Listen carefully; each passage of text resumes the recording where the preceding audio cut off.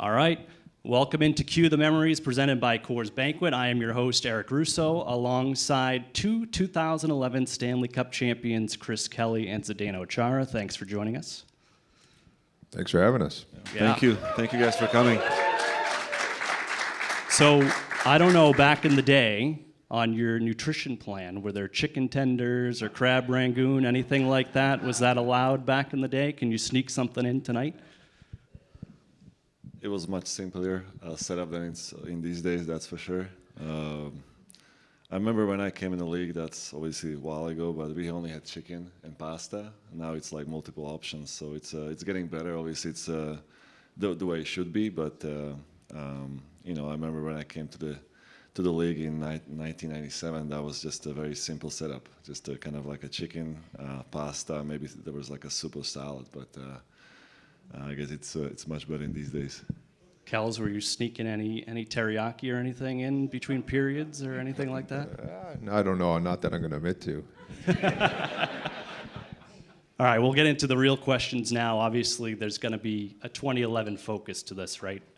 But we'll start a little bit before that. For you, Z, take us back to when you were making that decision back in the summer of '06 to come to Boston. What stood out to you about the Bruins in this city that you wanted to be here? Well, I never knew that I would be becoming a free agent, unrestricted free agent. I thought I would be obviously continue to play in Ottawa, but things turned out to be different. And July 1st came, and I knew I would be obviously free agent, and there would be some interest, but I never knew there would be so many teams being kind of interested. And so prior to that, my agent Matt Cater and I, with Tatiana, my wife, we were kind of doing our homework, and he kind of gave us a little heads up that look, like you should probably get ready, because back then, compared to these days, players are allowed to visit the teams, visit the cities, and see the facilities, and maybe they do allowed to do interviews, right? If I'm not mistaken. So back in days, that was not allowed. So you were not allowed to have any contact with the teams or coaches, or you basically had to make decision based on paper. So that was much harder. So we made a few charts, and obviously the priority for me was a chance to win a Stanley Cup and have the opportunity to be a leader. So when the teams kind of approached us, and they were giving us some sort of short presentations and the view of the future, the Bruins were one of the teams and the cities that I really wanted to be part of, just because I saw such a potential. Even a lot of people questioned it, why I chose the Bruins, but I really wanted to be playing a key role in the leadership and on the ice as a player, and build something from a scratch, and with obviously Peter Shirley being part of it, Claude Julien, and then acquiring more and more pieces to the puzzle that eventually 4 years later we were able to win Stanley Cup. So I'm very happy with my decision, and obviously I played here for 15, 16 seasons, so I'm very grateful for that, and still living in Boston. That's our home, and my kids were born here, and so that's something that I always look back at. I'm very happy with that decision. Kells, for you, when you were coming to Boston via trade, what was your sort of vision of what the Bruins were like, and what Z had built, and Bergie and Mark Recchi over those couple of years? What was the vision from afar of what the Bruins were? Well, I think when I came into the league, I played with Z in Ottawa, and then obviously for the year, and then he went to Boston. I think that we had good teams in Ottawa, and most times it would be, competitive games, but the Bruins started going one way, and unfortunately for me at the time, Ottawa started going the other way. And I still remember getting traded. The night I got traded, we lost to the Islanders, and at the time the Islanders were struggling.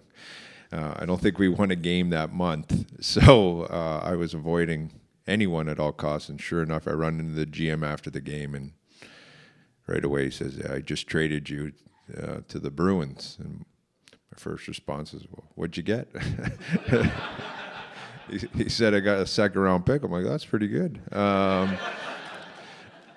So that night was like a whirlwind, But I remember, finally, Z was the first guy to call me from the team. Obviously I knew him, playing with them, and was very fortunate to build a relationship, because back then we had roommates on the road, and my roommate was Vaclav Barada, and I know him and Z were pretty close.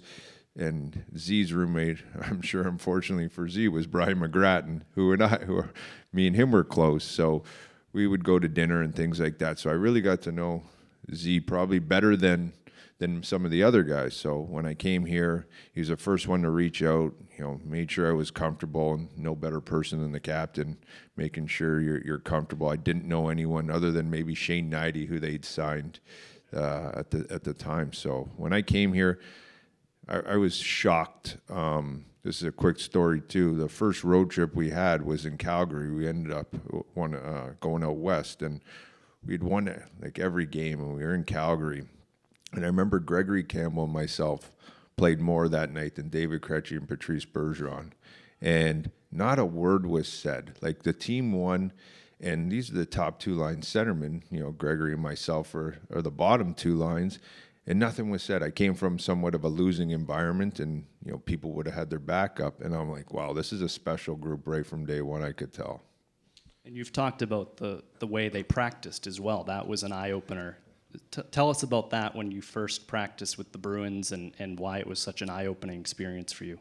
Well, I'd been in the league for a while, and to be honest, I had more anxiety in practice than I did in games. Like, the back end, we did 3-on-3 with Claude down low, so it was 2 defensemen, a forward, and you play. And our D, as you know, we're big, physical, strong, so it wasn't enjoyable, but it made the games that much easier because you knew you weren't going against those guys. But it was just, I think it was a big reason why we had success, just how intense practice was, but in a good manner. No one ever got upset. Like, you'd get hit, you'd hit back, and then it was done. When did you sort of set that tone, Z, about practice was extremely important, and as important as the games? I think first days, pretty much. I knew that probably I didn't make a lot of friends early on, to be honest. But I knew that it needed to be done. It was obviously, back then, it was a little bit different than these days. Probably in these days it wouldn't work. But you need to have maybe a little bit different, softer approach. But I knew I was on the mission. I knew I was a leader, and I needed to change something. And from some feedback and from what I learned, that was really missing in a culture or in a locker room or on a team. And it's something that it was kind of a move that myself and a few other guys decided that we have to do it. Like, there's no way, any other way around it. Like, we have to set a tone. We have to change something. We have to practice, and that's start with a good attitude, good manners, coming into the practice, being ready, and starting in training camp, being top shape. Don't come and be lazy. Don't come and cheat. Be ready. Like, you have to come and show that you want to be part of the team and you want to change something. And so that was my goal, like coming into training, came into practices and show everyone that's push everyone to another level. And obviously there were some practices that there were some little bit sparks going on, but when you are surrounded by right people, with a right approach, right attitude, and discipline, then it becomes easier, because now everybody knows that that's something that it's a mission of the a group of guys that want to change something. And I think that it didn't take long, but we all understood that that's how we're gonna get better. If we're gonna be pushing each other, there is no better way than really do it in the practice. If you push yourself to the maximum and to the limits in the practice, then the games actually became easier. And you earn so much more respect for your teammate as well, because you know that he's gonna be doing the same thing that he's doing in the practice in the game, and you can rely on him. So a lot of that was just not myself, but guys that came to us like Chris and others, and guys who were in here like Patrice, and so we were able to actually slowly start turning the organization in the right direction. After the first year you were here, it was 07-08 when Claude Julien came in that playoff series against Montreal. I want to ask you about that, because that seemed to really be the time that things turned for the Bruins with that series back and forth, Game 6 in particular at home, which I'm sure people remember with the goal from Marco Sturm. How much did that series sort of make the team believe that you were headed in the right direction? Well, Chris? I wasn't here. In 08, before Chris got here. Yeah. Well, we always had. I didn't know if you're asking him, so. And I didn't know you were not. Yeah. Oh, sorry. So, as you guys know, we always had obviously rivalry with Montreal, and that was the kind of like for us measuring point, because they somehow always get the better of us in regular season and especially in the playoffs. So when we were able to overcome that, we knew that okay, like it's our turn now. It's our turn to kind of like go and make this kind of like a part of some special or some sort of a run, because we always had, I think it was for us was more mental, like we were just like facing so much pressure from fans and not to blame you rightfully, but just to have that in our heads and media as well. It's part of it. You have to accept it, embrace it, but finally we were able to kind of like overcome that, and that kind of fell off our shoulders, if you want to say, or get out of our heads. And finally we were like, now we can just like, we don't have to deal with that question again after the game or after the series, like why did you lose again? Or we were like, okay, now we got it. Like, okay, it's a kind of like a, I don't know, something that you just kind of like get rid of and for good. Kels, some people say you have a dry sense of humor that plays well in the dressing room. Z, Who are you talking to? Z, I'm sure you knew that from Ottawa, but when Kels came at the deadline and Rich Peverley and Thomas Caberlet, how did that sort of help the room when you had guys like that who were veterans, who were respected to help that team? Tremendously. I mean, it's the character of the guys we got over the years or prior and during the trading deadlines. It was such a crucial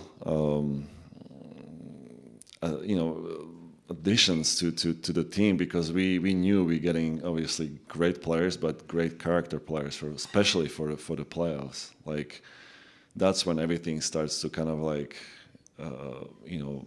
you're gonna be either break or make, and having guys like that to add to our depth, and plus having like such a good teammates.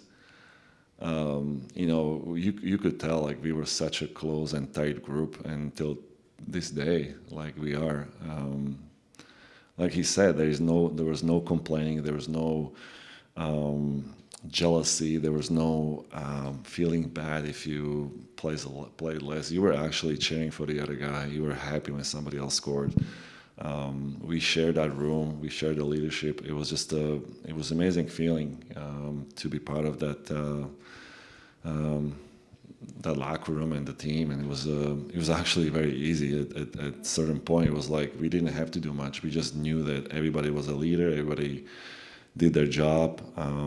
Everybody kind of held each other accountable, and we still kind of were practicing hard against each other, but everybody was best friend. Nobody felt kind of bad about it. if something happened in the practice. We actually felt good about it, that, okay, like, we still kind of going at it, but we still love each other. Kels, you talk a lot about that road trip right after the trade deadline out west. You mentioned it earlier. How much did that help you sort of assimilate to the team? And obviously you guys went undefeated on that road trip as well. Yeah, I think that was big for, selfishly for myself, Thomas Caberlet, and Rich Peverly, just to get acclimated with the group. I think when you're at home, people have responsibilities. You really don't see too much of the guys because, like I said, they got family commitments, things like that. So when we got on the road for, an extended period of time, we could go to dinners, we could do things. Mark Recchi said to me when we were in Vancouver, he said, "Hey, Kels, you want to come out for dinner to my friend's house?" I'm like, "Yeah, sure, it's Mark Recchi. Absolutely, I'll come. Where are we going?" So we go to this person's house, and I'm like, "Whoa, it's a pretty nice house." So we leave, and Rex fills me in. Apparently, it's the owner of the Dallas Stars, and I'm like, "What kind of friends do you have? I don't have those friends." So just to get to know guys differently, and it was important. I think for the group to get together that at that time. Z, what was Mark Recchi like for you to have him come into the group and help that leadership core sort of build? It was very helpful. So is Sean, because they were actually on winning teams. So they won Stanley Cups prior to winning Stanley Cups with us. So for us, it was very helpful to have leadership that has been there, has done it, and they were very, very calming factor for us in certain crucial situations during those games in 2011. It was so, great to have them in a room during, times when things didn't go right, or when we were maybe questioning if we could overcome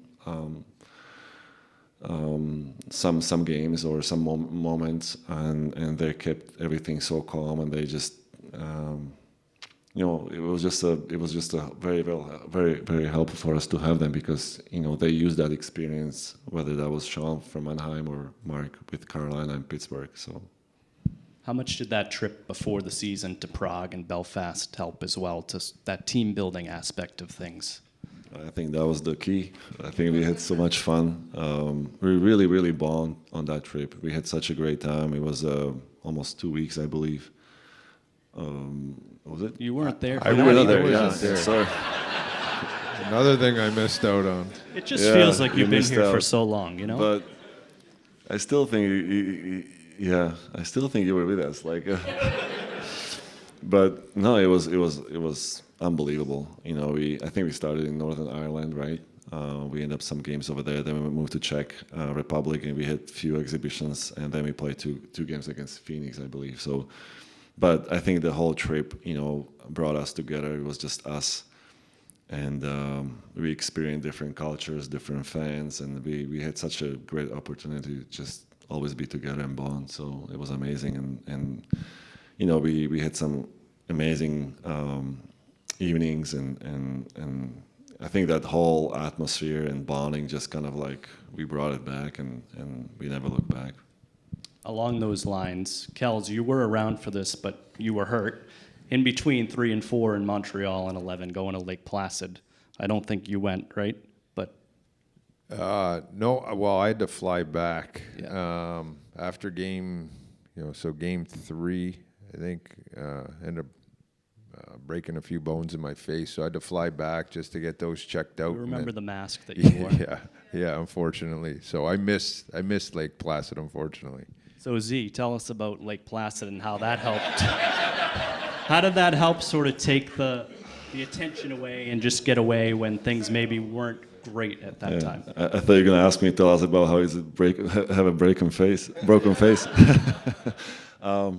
No, it was great. I think that, again, we move away from that all attention. I think Claude made really, I believe it was Claude, but made a great decision to kind of moved the whole team away from that center of attention in Montreal, all the media. We spent a few days away, and again, we were kind of like a little bit protected from that, and we were just able to just focus on us and coming up games.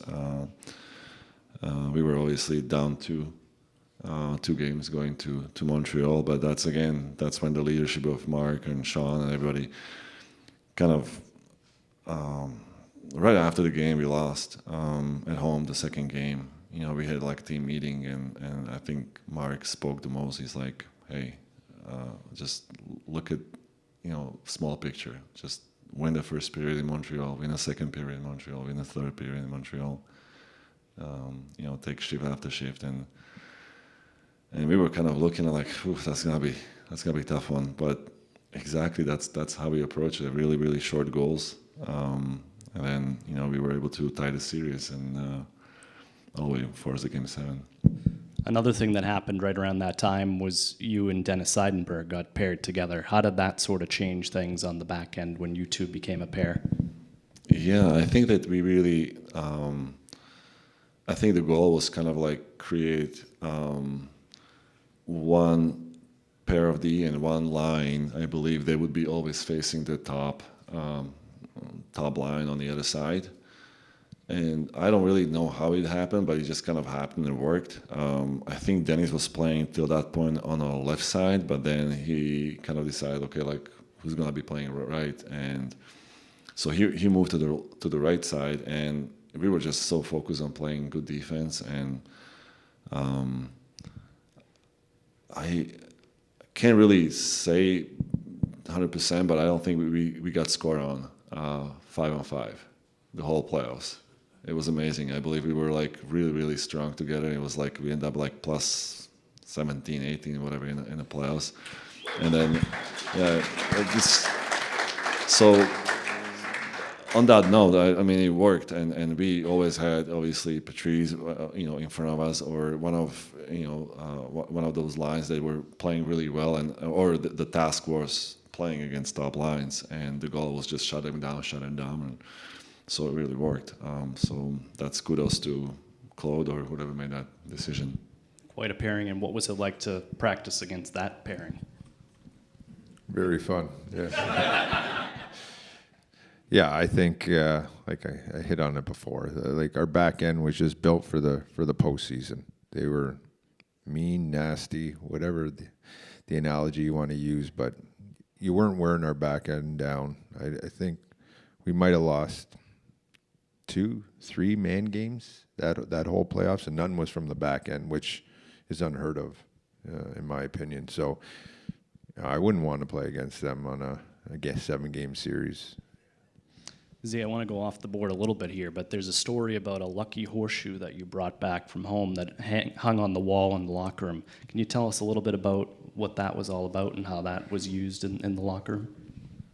Well, yeah, I mean, I kind of, at one point we owned like a few horses back in Slovakia, and it was a part of like a business we had, and one day I kind of looked at it when the guy came and changed the horseshoes on the horses. I was like, listen, like it's a at least back home it's like a lucky strike, right? So I cleaned this one kind of horseshoe, and I decided to bring it back and give it to BC.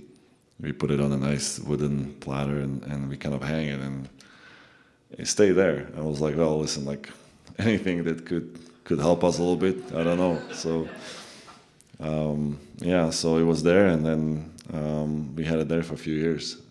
So every time, like at least for myself, when I was leaving, I kind of tapped it, and hopefully other guys too. I don't know, because I was first one to leave, so I don't know if other guys did too. I don't know, Kels, did you touch it on the way out too? Did you know it was there? He was the only one that could reach it. Yeah. Yeah, so that was something that I kind of brought back, and yeah. What other sort of things were going on behind the scenes, Kels, during that run as far as Superstition goes? I know there was the full 60 mantra. Maybe you can talk a little bit what that was all about, but was there anything else like that sort of helped you guys stay motivated? Well, I think Claude did a great job of making sure we were focused at the task at hand. Kind of took away the outside distractions, and the full 60. Something to play for, and every year a team has something that it might be pucks or stickers or whatever it may be in a slogan.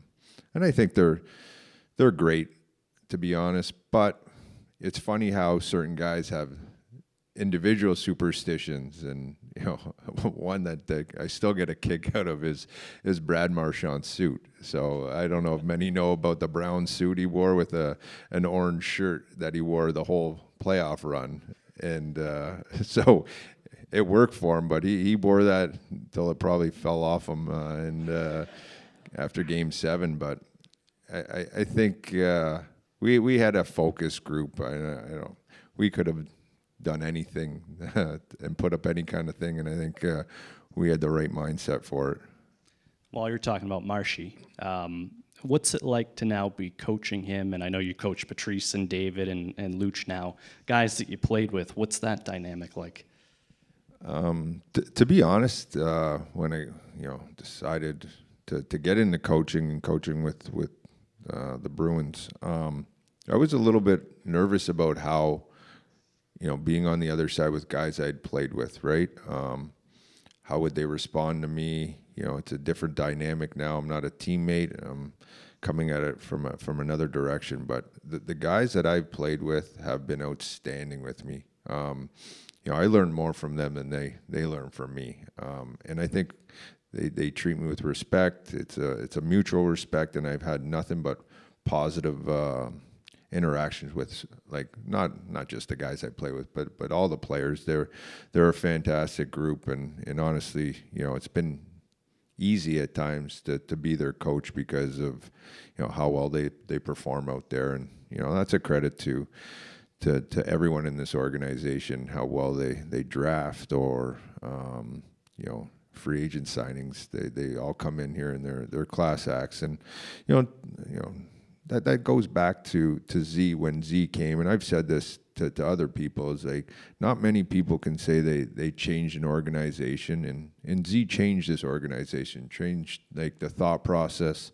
and made it what it is today in terms of how we approach day in and day out.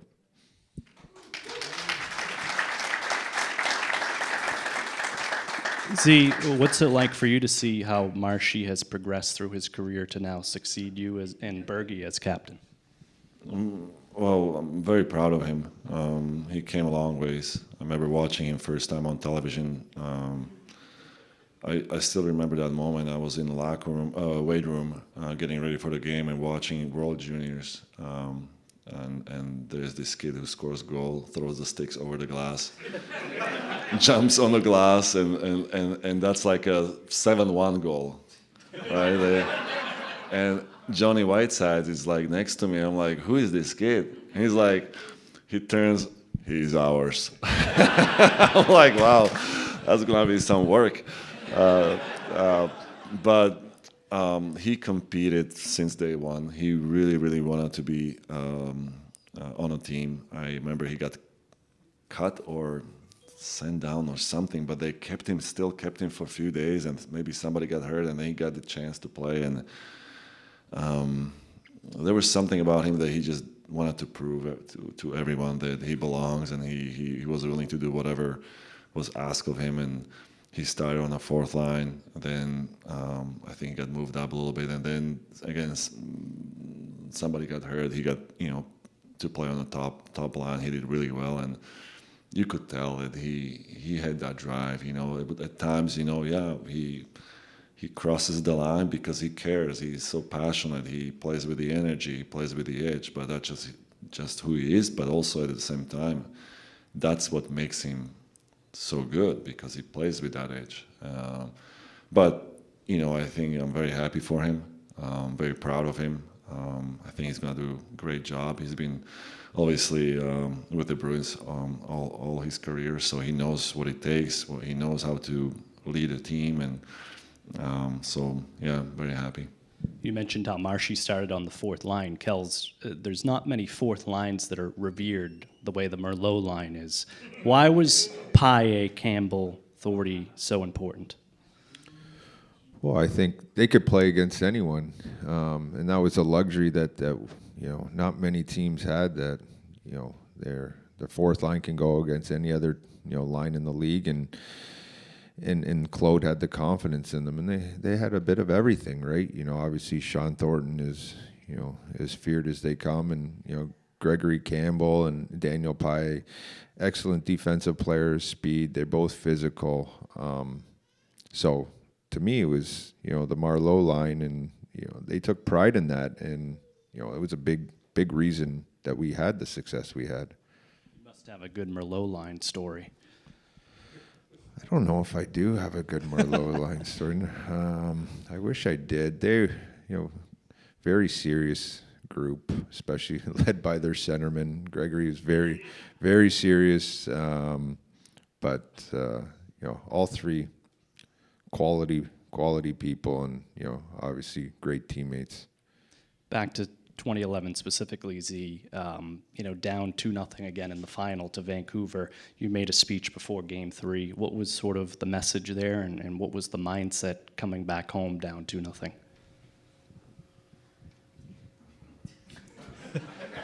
What was the general mindset coming back home then? You did make a speech. It's in the book. I probably did. I honestly, I don't remember what the speech was about, but I'm sure it was probably something in a way that, hey, like, we're gonna come back and tie these, and we're gonna be home, and the crowd's gonna be just going nuts. We knew that the fans in Boston were just like so hungry that the building would be buzzing, the energy would be electric, and all we needed just score one, and everything was just kind of like start rolling. And that's, I believe we won every home game in my opinion, dominantly. I think it was like multiple goal difference. I think Score would say that too. Yeah. I think we were like completely dominating them, and I think we were winning by 4 or 5 goals each game at home.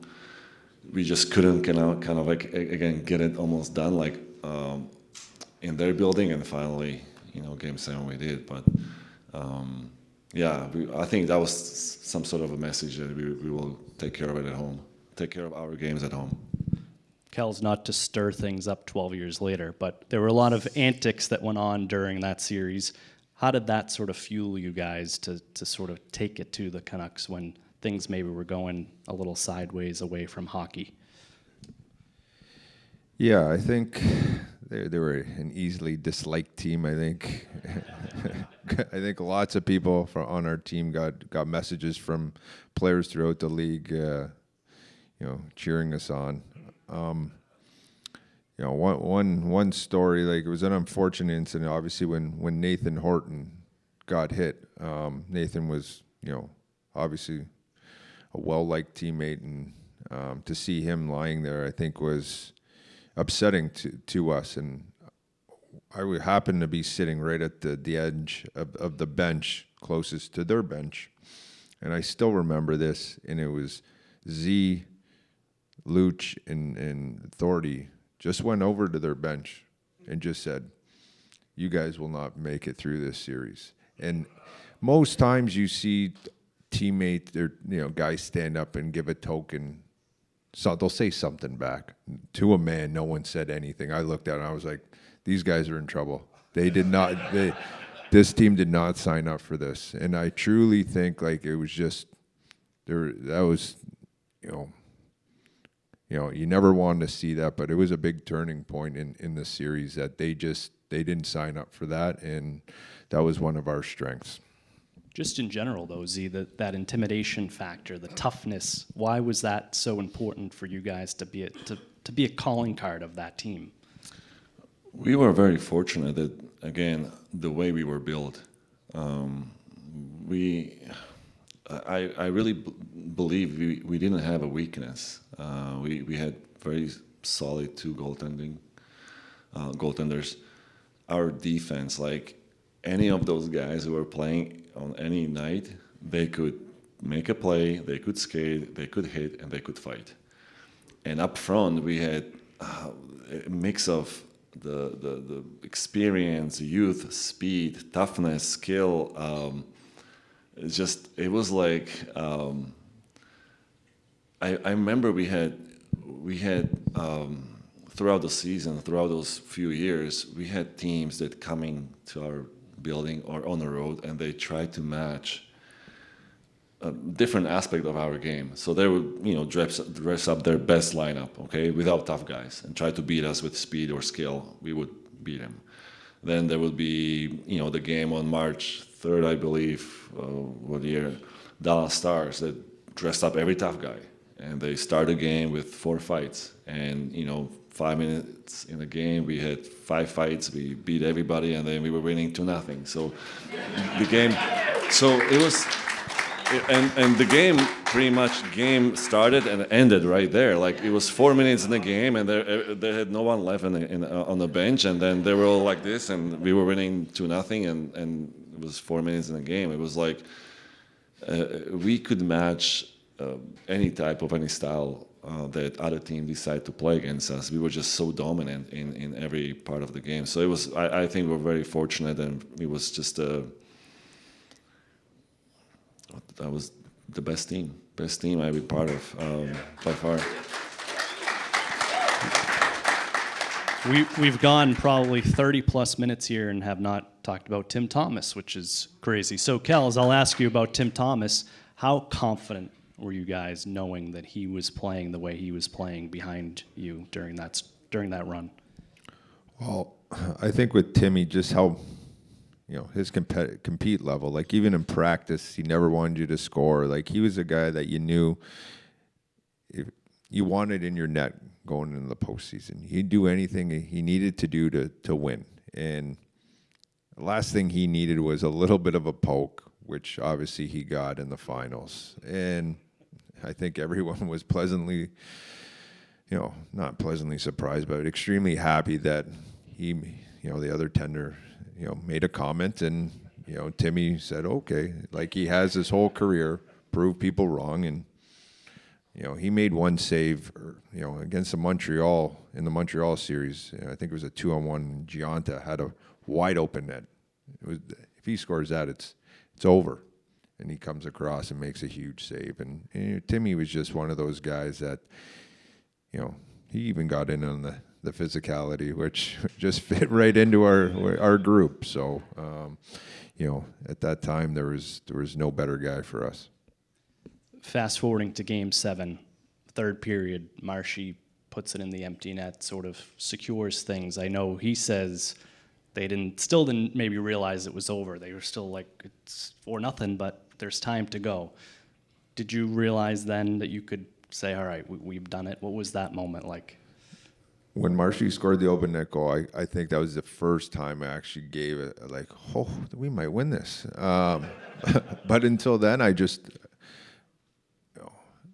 they seemed to have our number there, and that just took one game, and it was, got off to the lead we were looking for, and then, Bergie shorthanded goal, Marshy wraps it around the net, and then that empty net goal, like, that was finally, like, and I think there might have been 3 minutes left or something like that, roughly around that time, and that was the only time throughout the whole game that I kind of was like, we might win this. I'm an optimist, you can see that. Was it the same for you, Z? Was that when you finally allowed yourself to realize what you guys were going to accomplish? So before the game, again, a few guys spoke, and I remember, again, Mark, Jeff Ward actually had a really beautiful speech before the game. He wrote like a beautiful letter about the whole experience in the playoffs, what he would tell his kids one day, and about the whole run. Then, Mark Recchi sort of made a speech that we all kind of had a clue that could be his last game, but he really said, just focus on each shift. Don't look at the clock, don't look at anything, just every shift, give your best, stay focused. And I really took it to the heart, like, okay, I am not gonna look at the clock the whole game. And I swear, like, I didn't know like what time we were at. I know we were up 4. And I didn't know how much time was left. until Andrew Ference was jumping over the boards, and he's telling me, "Get ready, I want you to get the last shift." And that just tells you, I probably said this story a few times, but that just tells you what a great team we were, because him as a teammate wanted me to have that privilege and glory to be on the ice at that buzzer.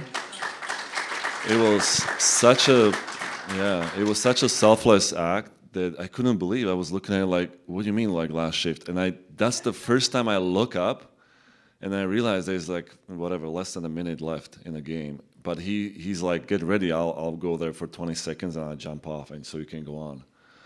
And that's when I knew, like, okay, we got this. Like, that was honestly, that's the first time. It was like 9, or I don't remember exactly the time, but that's the first time I kind of knew that, okay, we're gonna win Stanley Cup. But that was the type of team we were. We were happy for each other, and I will be forever, thankful and grateful for that, because I didn't know if he would play, and then I'll be like, okay, I'll be kind of surprised by the buzzer probably. Along those lines, a few minutes later, you accept the Stanley Cup, and you turned around and you pointed to your teammates. What was going through your mind then, and why was that important to acknowledge them, even though you were the one who was going up there alone at first? Because I was the guy who's getting it, but everybody else deserved to be there. I mean, it was just such a team effort, and I was so happy for us, for everyone. We went through a lot, and what we were able to kind of accomplish together as a team, as a group, and went through different challenges and adversities, and we were able to just stay focused, and we only bent, we didn't ever broke. We were too serious, we were down to nothing. It's not easy to overcome. But I just wanted to acknowledge everyone. That's why I did it. I kind of felt like, okay, I gotta go get it, but I wish everybody could probably go get it. But I wanted to just kind of acknowledge everyone that, hey, this is us. It's us winning, and I was very fortunate to accept it. But what a feeling. In Game 7 against Tampa, when you won the trophy, you had the team come up, and that was the first time that had ever been done. When did you think of doing that as well? Yeah, just in the moment. I never thought that, hey, like, look, you lead, you are the captain, but you lead as I share their leadership. I said it many times, like, Patrice and I, we were co-captains. And I was very fortunate. We had so many leaders, so many great players that helped me to lead. It was actually, like I said, it was easy, because once you have that culture and once everybody's on the board, that you don't have to do much, because then everybody's doing the right thing. So for me to go there, like, hey, like, we're gonna get it as a team. So that was the first time ever. Like, I don't know, again, like, I'm glad, because now I see that happening with every team, because that's the way it should be. It's a team game, and we do it as a team. We win as a team, we lose as a team. So I'm glad that we did it as a team. Kels, you mentioned Mark Recchi earlier, and after that game, he officially announces in the locker room that he's going to retire. He gets that jacket. How did that jacket sort of come about, and how did that act as sort of a rallying cry as well, and a superstition? Well, I think it was Andrew Ference that I found, on eBay, found the jacket. But that was like, Fair was always great with these things, like coming up with different things to kind of bring the group together. And the jacket was awesome. I think you'd wear it in the post-game meeting, but it was only fitting that it went to Rex, right? I remember coming to Boston, and Rex would pick me up to take me to practice. I'd be like, "This is Mark Recchi. Like, he's driving me to practice." Like, I was a big fan, and like, it was just, I don't know how old Rex was. He never missed practice. He was out there working harder than anyone else. I was like, this is like special culture. So Rex was huge, and to this day we still have a group chat, and Rex is in on it, and those guys in Columbus are extremely lucky to have him. He's a great hockey mind and an even better person. What is the rapport like between you guys now? Z, maybe you can answer this. I know Kel's just said you have the group chat. I know we had a virtual reunion a couple of years ago that people might remember. But what is that rapport like with you guys now, 12 years later? Well, we don't talk every day, but when it starts and you go to bed early, next morning you're going to find like 50 messages.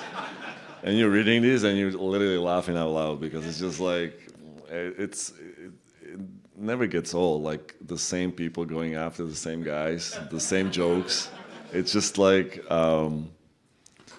it's like kids sometimes, like we are all grown up adults. Only a few guys are still playing. I think Wood, Segs, Marshy. If I'm not mistaken, only 3 of us left. Three guys left from the 2011 and. But yeah, it's hilarious, you're reading that chat. So I'm sure, like I can't wait to get together. It's been due for us. We couldn't get together because of the COVID when we were supposed to get together after 10 years. So I'm sure everyone is looking forward to it, to finally meet in person after almost a decade. So yeah. Kels, is Luch still the one that's hitting up that chat the most these days, or? He's actively involved. What are some of the? Tell us about Luch, because I feel like he's the history man of 2011. He remembers every little thing that happens. Is that the kind of stuff he's sending in that group chain? Not a ton. In that thread, but his memory is unbelievable. The other day we were chatting, and he was going through things about 11. I can't remember last week, and he's going about 11 and just we did this and that, and I'm just, how do you remember these things? And he retains a lot of information, and he remembers a ton. What's it like to have him back around the rink every day the last few weeks? Oh, we were in Buffalo, and he was getting the Luch chant in Buffalo in preseason. So I'm excited for Wednesday, especially when they announce 17. Obviously, it's a special year with the Centennial Z. I mean, how much are you looking forward to sort of being around some of the guys, the legends of the Bruins? And do you have any great memories of maybe when you first met some of those guys, like Chief and Bobby, and what they've meant to you over the years? I'm sure it's very exciting. I mean, just looking at the jerseys, beautiful jerseys. I mean, it's such a unique anniversary and recognition of historically, original 6 franchise, and it's very exciting, and the team is gonna do great. And meeting first time, Bobby Orr, Espositos, Chief, Milt Schmidt. It was just such an honor. I couldn't believe it. Like, watching these guys making such an impact and difference, not just for Boston Bruins, but for the game itself, and being so humble and down to earth and such a gentleman. I spent a lot of time on the roads with Chief. He was telling me a lot of stories about Bobby Orr, about old days. So I'm very lucky that I got to share a lot of these beautiful moments with him. Meeting Bobby every time, it's just, the other day I brought my sons to take a picture with him because it was just such a privilege at the Fenway. Somehow Bobby got hold of the pictures I took. He printed them out, signed them, and mailed it to us. And that just, I was overwhelmed. I was like, Bobby, like how this all happened. And, he's such a gentleman every time. Like, yeah, it's incredible human being. Well, I think a great Bobby Orr story is a great way to end things. So, Zdeno Chara, Chris Kelly, thank you so much for joining us on Cue the Memories, presented by Coors Banquet.